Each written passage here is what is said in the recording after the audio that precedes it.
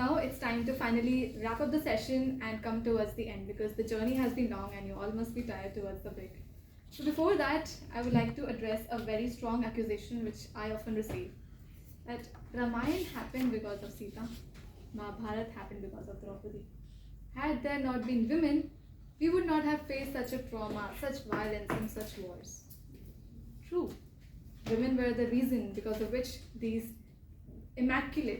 these big wars actually took over. But I often have a different take on that. And for that, I would like to start with a quote. It goes, Yada yada hi dharmasya glanir bhavati suvrata abhyutthanam dharmasya tadha prakriti sambhava. Which means, O keeper of the lightest vows, whenever dharma is in decline and adharma is in upsurge, the sacred feminine will incarnate. So had there not been Sita, we wouldn't have had the end of Ramayana. We wouldn't have had the end of Ram. And maybe we wouldn't have been having this session of Sitayan at all. And maybe we would be having like Lanka of Ravan and Ram sitting here and a very different kind of a story. Just think about it, how a world would have been had there not been these epics which shape our perspective, which gives us value and the food for thought to live a better life in the modern scenario. And when I think about this Prakriti, I highlighted the word Prakriti. Yada yada hi dharmasya glane bhavati suvrata abhyutthanam dharmasya tada prakriti sambhava. Prakriti.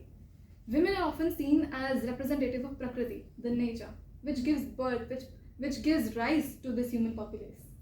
And that is really true.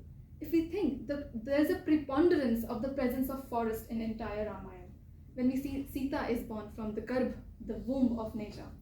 She goes back to Dandakaranya to spend the 14 years of exile with Ram there. She is abducted from the forest. Surpnakha gets mutilated in the forest. Then Sita gets to spend another few years of her life in the forest. Tadkavadh happens in the forest, and many more. It seems like Ramayana has been integrally shaped by nature itself. And when I think about an analogy to give you, I think that Lord Ram, takes a backseat indeed. He is just shaped by what happens to these women and how they shape. Had Kaikeyi not given the curse, he wouldn't have been going there. Had Sita not been abducted, he wouldn't have got an opportunity to kill. So I think that women were like the catalysts who were bringing an end to this cataclysmic times. They were like the change bearers. And if I had to put it picturized, I think Lord Ram was like a boat. He was sitting in the boat and the water was flowing and he was just going with the direction. Of course he had the role to play. There's no underlying fact to that. But what I want you is identify the contribution of women behind the scenes.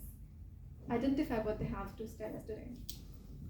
And with this, I hope that you got some food for thought and some kernel of wisdom on how women have actually shaped the Ramayana and made me retrace it from my perspective. And with this, we come to the end of Sitayan. But one thing. Today, I'm ending this role with the perspective that Sitayan is not yet complete. We haven't yet touched about Mandodari, Sursa, Sumitra, Kaushalya, Kaikeyi, Manthara in depth. There are Tara, Trijata, and many more women who are still under the covers and their stories are yet to be unwrapped.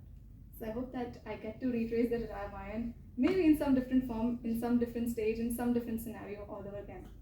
But till then, namaste.